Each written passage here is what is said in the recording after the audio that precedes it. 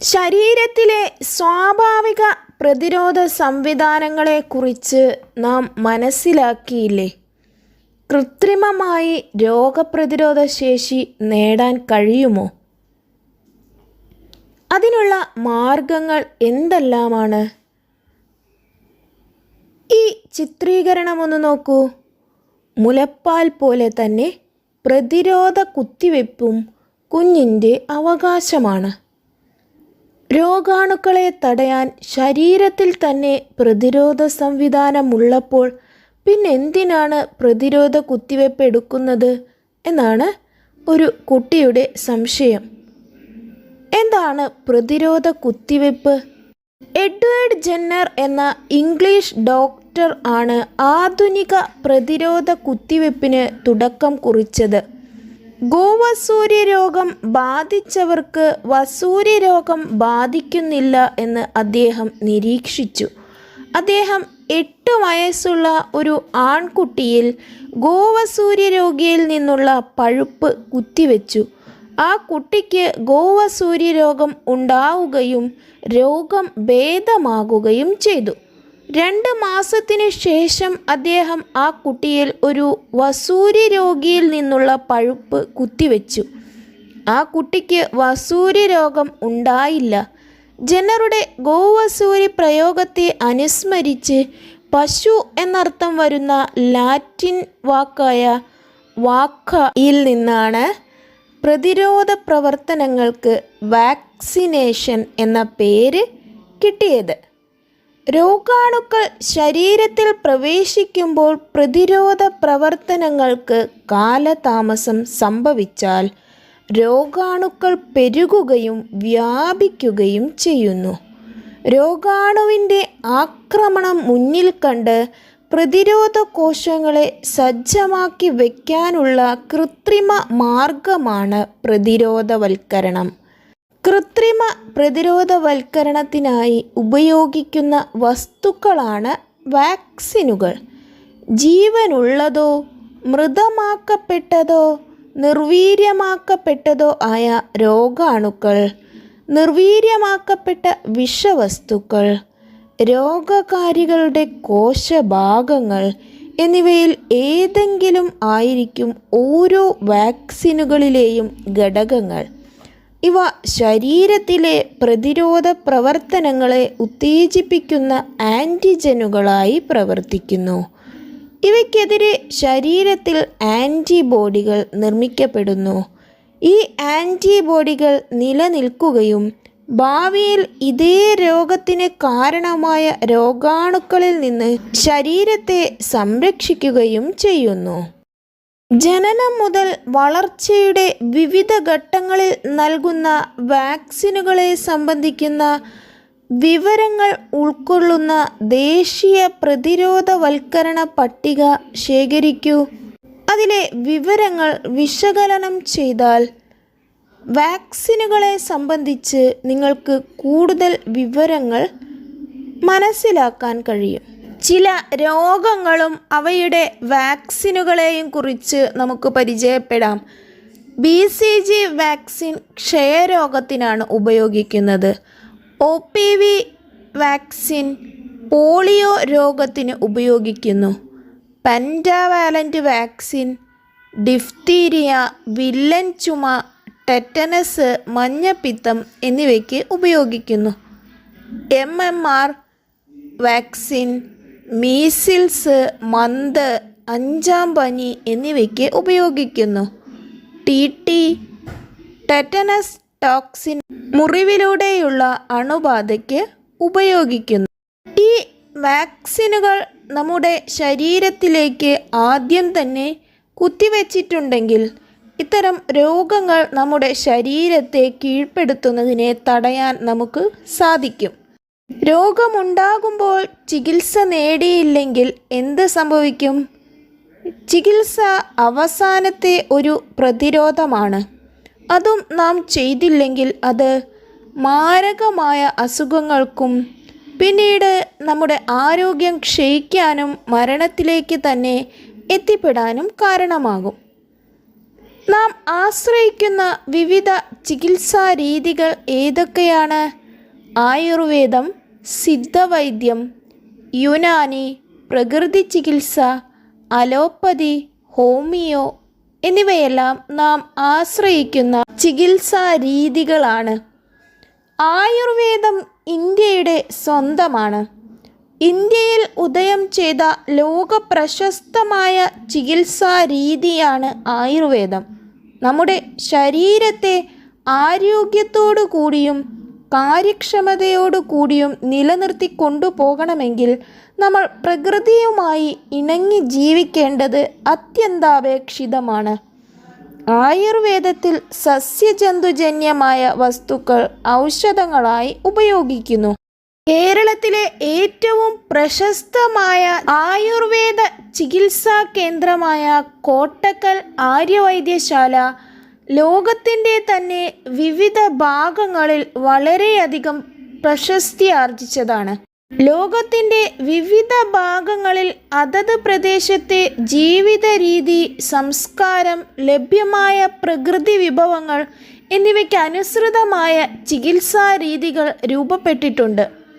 സിദ്ധവൈദ്യം, പഞ്ചകർമ്മ, യുനാനി, പ്രകൃതി ചികിത്സ എന്നിവയെല്ലാം ഇത്തരത്തിൽ രൂപം കൊണ്ട പാരമ്പര്യ ചികിത്സാ രീതികളാണ്. ജർമ്മൻ ഡോക്ടറായിരുന്ന സാമുവൽ ഹനിമാൻ മുന്നോട്ട് വച്ച ചികിത്സാ രീതിയാണ് ഹോമിയോപ്പതി. പാരമ്പര്യ ചികിത്സാ രീതികളിൽ നിന്ന് വേറിട്ട രീതികൾ അവലംബിച്ച് ആധുനിക വൈദ്യശാസ്ത്രത്തിന് അടിത്തറ പാകിയത് ഗ്രീക്ക് വൈദ്യശാസ്ത്രജ്ഞനായ ഹിപ്പോക്രാറ്റസ് ആയിരുന്നു. രോഗങ്ങളുമായി ബന്ധപ്പെട്ട അന്ധവിശ്വാസങ്ങളെ തിരുത്തി രോഗകാരികൾ, രോഗനിർണയം, മരുന്നുകൾ എന്നിവയ്ക്ക് പ്രാധാന്യം നൽകുന്ന ചികിത്സാ രീതിക്ക് അദ്ദേഹം തുടക്കം കുറിച്ചു. ഇന്ന് ചികിത്സാ രംഗത്ത് ആധുനിക വൈദ്യശാസ്ത്രം ഏറെ മുന്നോട്ടു പോയിട്ടുണ്ട്. രോഗനിർണയ രീതിയിലും പുതിയ തരം മരുന്നുകളുടെ കണ്ടുപിടുത്തങ്ങളിലും ഉണ്ടായ ശാസ്ത്ര മുന്നേറ്റങ്ങൾ ആധുനിക വൈദ്യശാസ്ത്ര വളർച്ചയിൽ നിർണായകമായി. ഈ ചിത്രങ്ങളെല്ലാം ഒന്ന് നിരീക്ഷിക്കൂ.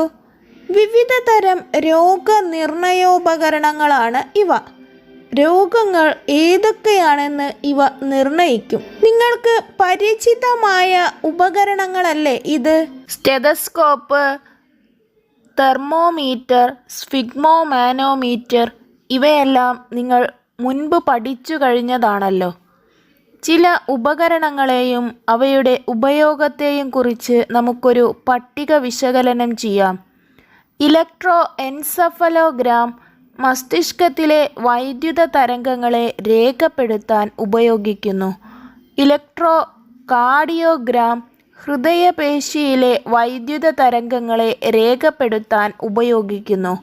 അൾട്രാസൗണ്ട് സ്കാനർ അൾട്രാസോണിക് ശബ്ദ തരംഗങ്ങൾ ഉപയോഗിച്ച് ആന്തരാവയവങ്ങളുടെ ഘടന മനസ്സിലാക്കാൻ ഉപയോഗിക്കുന്നു.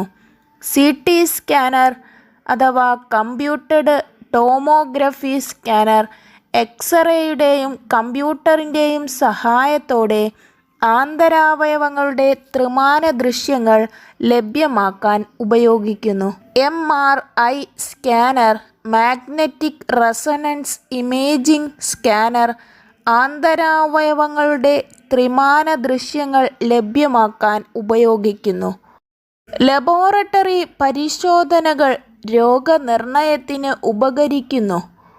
രക്തത്തിലെ വിവിധ ഘടകങ്ങളുടെ അളവ് പരിശോധിച്ച ഒരു റിപ്പോർട്ട് തന്നിരിക്കുന്നത് നിരീക്ഷിക്കൂ. അതിൽ ഹീമോഗ്ലോബിൻ്റെയും ശ്വേതരക്താണുക്കളുടെയും അരുണരക്താണുക്കളുടെയും പ്ലേറ്റ്ലെറ്റുകളുടെയും ടെസ്റ്റ് റിസൾട്ടും അതുപോലെ നോർമലായിട്ടുള്ള അതിൻ്റെ അളവും കൊടുത്തിട്ടുണ്ട്. രോഗനിർണയത്തിനു വേണ്ടി ലബോറട്ടറിയിൽ നടത്തുന്ന വിവിധ ടെസ്റ്റുകളെ കുറിച്ച് ലാബ് ടെക്നീഷ്യനോട് ചോദിച്ചു മനസ്സിലാക്കൂ. സാങ്കേതിക വിദ്യയിലെ മുന്നേറ്റങ്ങൾ ആധുനിക വൈദ്യശാസ്ത്ര ചികിത്സയിൽ പ്രത്യേക മേഖലകൾ രൂപപ്പെടുത്തിയിട്ടുണ്ട്. വൈദ്യശാസ്ത്ര രംഗത്തെ സ്പെഷ്യലൈസേഷനുകളും മേഖലകളും കണ്ടെത്തി ഈ പട്ടിക നമുക്ക് പൂരിപ്പിക്കാം. കാർഡിയോളജി ഹൃദയ ചികിത്സയാണ്. ഒഫ്താൽമോളജി നേത്ര ചികിത്സയാണ്. ന്യൂറോളജി ഞരമ്പുമായി ബന്ധപ്പെട്ടിട്ടുള്ള ഞരമ്പുമായി ബന്ധപ്പെട്ടിട്ടുള്ള മേഖലയാണ്. ഓങ്കോളജി ക്യാൻസർ ചികിത്സയാണ്. ENT ചെവി, മൂക്ക്, തൊണ്ട എന്നിവയുമായി ബന്ധപ്പെട്ടിട്ടുള്ള മേഖലയാണ്. ചികിത്സയിൽ രോഗനിർണയത്തോടൊപ്പം മരുന്നുകൾക്കും വലിയ പ്രാധാന്യമുണ്ട്. സസ്യങ്ങൾ, ജന്തുക്കൾ, സൂക്ഷ്മജീവികൾ എന്നിവയിൽ നിന്ന് വേർതിരിച്ചെടുക്കുന്ന പദാർത്ഥങ്ങളോ പരീക്ഷണശാലകളിൽ കൃത്രിമമായി നിർമ്മിച്ചെടുക്കുന്ന രാസവസ്തുക്കളോ ആണ് മരുന്നുകൾ. ബാക്ടീരിയ, ഫംഗസ് തുടങ്ങിയ സൂക്ഷ്മജീവികളിൽ നിന്നും വേർതിരിച്ചെടുക്കുകയും ബാക്ടീരിയയെ നശിപ്പിക്കാൻ ഉപയോഗിക്കുന്നതുമായ ഔഷധങ്ങളാണ് ആൻറ്റിബയോട്ടിക്കുകൾ. ശരീരോപരിതലത്തിലും ശരീരത്തിനകത്തും പ്രയോഗിക്കാവുന്ന ഔഷധങ്ങളാണ് ഇവ. 1928 സർ അലക്സാണ്ടർ ഫ്ലെമിംഗ് ആണ് ആദ്യമായി ആൻറ്റിബയോട്ടിക്കുകൾ കണ്ടെത്തിയത്. പെനിസിലിയം നൊട്ടേറ്റം എന്ന ഫംഗസിന് ബാക്ടീരിയകളെ നശിപ്പിക്കാനുള്ള കഴിവുണ്ടെന്ന് അദ്ദേഹം ആകസ്മികമായി കണ്ടെത്തി. എന്നാൽ അതിൽ നിന്നും മരുന്ന് വേർതിരിച്ചെടുക്കാൻ പിന്നെയും വർഷങ്ങൾ വേണ്ടിവന്നു. ആൻറ്റിബയോട്ടിക്കുകൾ ഫലപ്രദമായ ഔഷധങ്ങളാണെങ്കിലും അവയുടെ സ്ഥിരമായ ഉപയോഗം പല പാർശ്വഫലങ്ങളും സൃഷ്ടിക്കുന്നുണ്ട്. സ്ഥിരമായ ഉപയോഗം രോഗാണുക്കൾക്ക് ആൻറ്റിബയോട്ടിക്കുകൾക്കെതിരായ പ്രതിരോധശേഷിയുണ്ടാക്കുന്നു. ശരീരത്തിലെ ഉപകാരികളായ ബാക്ടീരിയകളെ നശിപ്പിക്കുന്നു. ശരീരത്തിലെ ചില വിറ്റാമിനുകളുടെ അളവ് കുറയ്ക്കുന്നു. ഫംഗസുകളെ നശിപ്പിക്കാൻ ആൻറ്റിഫംഗൽ മരുന്നുകളും വൈറസുകളെ നിയന്ത്രിക്കാൻ ആൻറ്റിവൈറൽ മരുന്നുകളും ഉപയോഗിക്കുന്നുണ്ട്. ഡോക്ടറുടെ നിർദ്ദേശമില്ലാതെ ആൻറ്റിബയോട്ടിക്കുകളും മറ്റ് മരുന്നുകളും ഉപയോഗിച്ച് സ്വയം ചികിത്സിക്കുന്നത് നല്ലതല്ല. രോഗങ്ങളെപ്പോലെ തന്നെ അപകടങ്ങളും ആരോഗ്യത്തിന് പ്രധാന വെല്ലുവിളിയാണ്. അപകടങ്ങൾ ഉണ്ടാകുന്ന ഘട്ടങ്ങളിൽ വിദഗ്ധ ചികിത്സ ലഭ്യമാകുന്നതുവരെ അപകടനില തരണം ചെയ്യാൻ നമുക്കെന്ത് ചെയ്യാനാകും? പ്രഥമ ശുശ്രൂഷ അതിൽ പ്രധാനമാണ്. കൃത്യസമയത്ത് പ്രഥമ ശുശ്രൂഷ നൽകിയാൽ മരണത്തിൽ നിന്ന് പലരെയും രക്ഷിക്കാൻ കഴിയും. ഈ ചിത്രങ്ങളെല്ലാം ഒന്ന് നിരീക്ഷിക്കൂ. കൃത്രിമ ശ്വാസോച്ഛ്വാസം നൽകുന്നതാണ് ഈ ഘട്ടങ്ങൾ. വെള്ളത്തിൽ വീണ് ശ്വാസം നിലയ്ക്കുന്ന അവസ്ഥയിൽ നിന്ന് കൃത്രിമ ശ്വാസോച്ഛ്വാസം നൽകുന്നതിലൂടെ ആ വ്യക്തിയെ ജീവിതത്തിലേക്ക് കൈപിടിച്ച് കയറ്റാൻ സഹായിക്കുന്നു. കയ്യിൽ സ്ലിംഗ് ഇട്ടിരിക്കുന്നത് കൈക്ക് ഒടിവോ ചതവോ ഉണ്ടെങ്കിൽ ആശുപത്രിയിൽ എത്തുന്നതുവരെ അതിനെ സംരക്ഷിക്കാൻ സഹായിക്കുന്നു. ശ്വാസനാളത്തിലെ തടസ്സം മാറ്റാൻ വയറിൽ കുത്തിപ്പിടിച്ച് പിറകിൽ നിന്ന് അമർത്തുന്നത് ശ്വാസനാളത്തിലെ തടസ്സം മാറ്റാൻ സഹായിക്കുന്നു. ഇവയെല്ലാം നാം മുൻപ് പഠിച്ചിട്ടുള്ള കാര്യങ്ങളാണ്. ഒരാളിൽ നിന്ന് മറ്റൊരാളിലേക്ക് രക്തം കൈമാറ്റം ചെയ്യപ്പെടുന്നതിനെയാണ് രക്തനിവേശനം എന്ന് പറയുന്നത്. രക്തനിവേശനം നടത്തുമ്പോൾ ശ്രദ്ധിക്കേണ്ട കാര്യങ്ങൾ എന്തൊക്കെയാണെന്ന് നമുക്ക് നോക്കാം.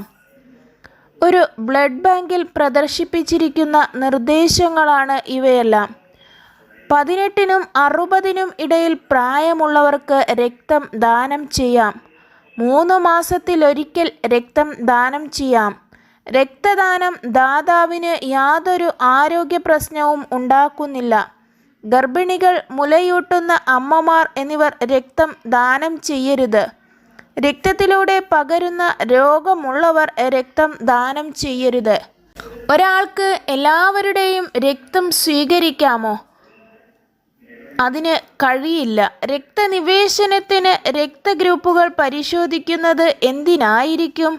മനുഷ്യരിലെ വിവിധ രക്തഗ്രൂപ്പുകൾ നിർണ്ണയിക്കുന്നതിൻ്റെ അടിസ്ഥാന വസ്തുതകളും എന്താണെന്ന് നമുക്ക് നോക്കാം.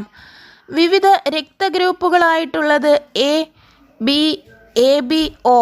ഇവയെല്ലാം ഇംഗ്ലീഷ് അക്ഷരമാല ക്യാപിറ്റൽ ലെറ്റേഴ്സിലാണ് അടയാളപ്പെടുത്തുന്നത്.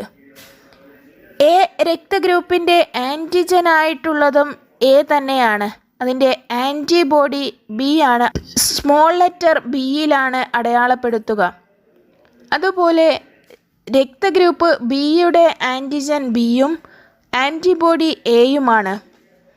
AB രക്തഗ്രൂപ്പിൻ്റെ ആൻറ്റിജനുകൾ എയും ബിയും ഉണ്ട്, ആൻറ്റിബോഡി ഇല്ല. O രക്തഗ്രൂപ്പിന് ആൻറ്റിജനുകൾ ഇല്ല, ആൻറ്റിബോഡി എയും ബിയും ഉണ്ട്. അരുണരക്താണുവിൻ്റെ ഉപരിതലത്തിലുള്ള A, B എന്നീ ആൻറ്റിജനുകളുടെ സാന്നിധ്യമാണ് രക്തത്തെ ഗ്രൂപ്പുകളാക്കുന്നതിൻ്റെ ആധാരം. ഇതിൽ ഏത് ആൻറ്റിജനാണോ ഒരാളുടെ രക്തത്തിലുള്ളത് ആ ആൻറ്റിജൻ്റെ പേരാണ് രക്തഗ്രൂപ്പിന് നൽകുക. പ്ലാസ്മയിൽ കാണപ്പെടുന്ന ചില ആൻറ്റിബോഡികൾക്ക് രക്തനിവേശനത്തിൽ പ്രത്യേക പ്രാധാന്യമുണ്ട്. A ഗ്രൂപ്പ് രക്തത്തിൽ ആൻറ്റിബോഡി ബിയും B ഗ്രൂപ്പ് രക്തത്തിൽ ആൻറ്റിബോഡി എയുമാണുള്ളത്. A, B എന്നീ ആൻറ്റിജനുകളെ കൂടാതെ ചില വ്യക്തികളുടെ അരുണരക്താണുവിൻ്റെ കോശസ്തരത്തിൽ ആൻറ്റിജൻ D അഥവാ RH ഘടകവും ഉണ്ടാകാം.